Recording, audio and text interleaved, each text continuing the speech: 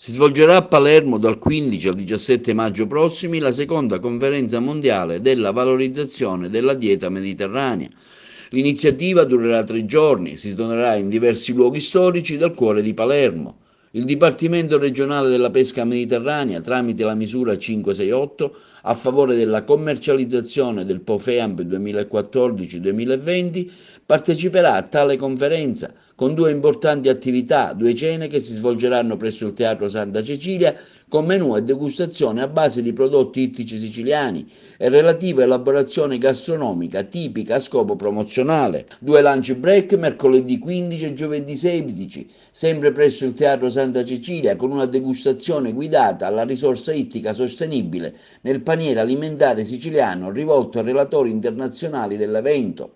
Dopo il forte sostegno all'iniziativa Blue Sea Land del 2018, il distretto della pesca, guidato dal direttore Dario Cartabellotta, ha deciso così di sostenere questo importante evento mondiale, grazie anche alla collaborazione con il patron Sandro Ternini, che ha scelto proprio la Sicilia e Palermo per svolgere questo evento, che vedrà la presenza di grandi esperti internazionali relazionare a Palermo al fine di migliorare la sostenibilità del consumo e della produzione di cibo nei paesi del Mediterraneo,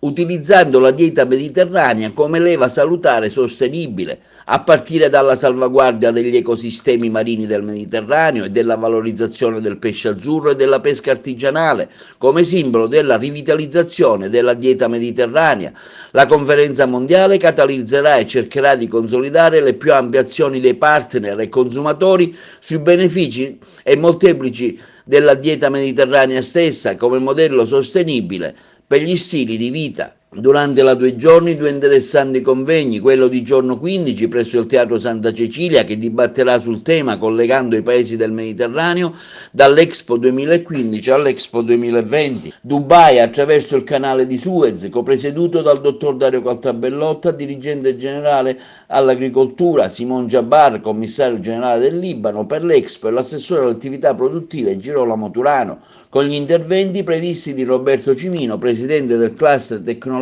nazionale Italian Blue, e Vincenzo Russo della Libera Università Comunicazione Iulmi di Milano. Altro appuntamento importante è quello di mercoledì 15 maggio alle ore 18, relativo alla sostenibilità della piccola pesca e acquacoltura nel Mediterraneo, status, attività e prospettive, che vedrà la presenza dell'assessore regionale all'agricoltura Edgardo Bandiera.